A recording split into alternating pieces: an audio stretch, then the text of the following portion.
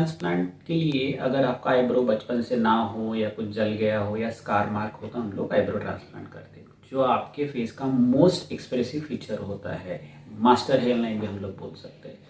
तो जब भी हम आईब्रो ट्रांसप्लांट करेंगे तो हमें दूसरा आईब्रो के साथ मैच करना है, या अगर हमें दोनों आईब्रो ट्रांसप्लांट करने हैं तो इस तरह से हम लोग ये ट्रायंगल देखकर हम लोग मैचिंग कर सकते हैं मेजरमेंट से। इसके लिए जो ग्राफ्ट लगता है आपको नेप ऑफ नेक यानी नेक से लेना है, जो आपके अदर आईब्रो हेयर को मैच कर सके। जब भी आप ग्राफ्ट लोगे, एक्सट्रैक्ट करोगे, एफयू में जो एक्सट्रैक्शन पंच है पॉइंटेड का हम लोग इसमें यूज़ कर सकते हैं। सिंगल फॉलिकल वाला ग्राफ्ट हम लोग को ज़्यादा चाहिए, जो एजेस में हम लोग लगा सकते हैं, और देन ये आपको एक नेचुरल रिजल्ट देता है। तो जब भी हम लोग ग्राफ एक्सट्रैक्ट करते हैं तो नंबर ऑफ ग्राफ ज़्यादा नहीं लगते हैं। मैक्स टू मैक्स एक आईब्रो अगर कंप्लीट करना है हमें तो 150 टू 200 ग्राफ लगता है एक आईब्रो के लिए। जैसे इस पेशेंट में हम लोग एक पार्ट ऑफ आईब्रो कर रहे हैं तो हमें max to max 80 to 90 graft लगा है।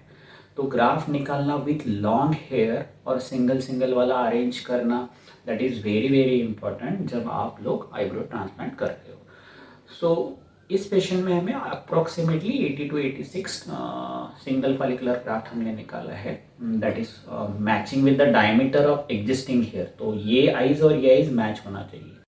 लोकल एनेस्थेशिया देना, रिंग ब्लॉक देना पड़ता है फॉर द आईब्रोज, बट ट्यूनिशंस हम लोग ज़्यादा नहीं दे सकते, नहीं तो फिर स्वेलिंग आता है। So during the eyebrow transplant ring block is very important. जब हम स्लिटिंग करेंगे एक पैटर्न होता है that is called hearing pattern, यानी जो ऊपर का स्लिट का हर एक का डायरेक्शन है, इसका डायरेक्शन है, यहाँ का डायरेक्शन है और नीचे का डायरेक्शन है।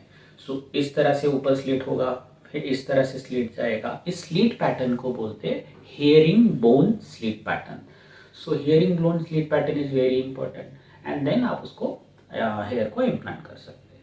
सो आफ्टर इम्प्लांटेशन जो डायरेक्शन ऑफ हेयर है, जैसे ये आपका आईब्रो का 3 पार्ट है, one is called head, body और टेल। तो आपका हेयर इस तरह से जाकर लैटरली जाकर नीचे आना चाहिए। इसी को हम लोग बोलते हैं hairing pattern of the direction of the hair in eyebrows. So ये आप देख सकते हो, these are the post operative pictures of the patient जो आफ्टर हेयर ट्रांसप्लांट है of the eyebrows. So matching होना बहुत ज़रूरी है और directions are very important in case of eyebrow transplant.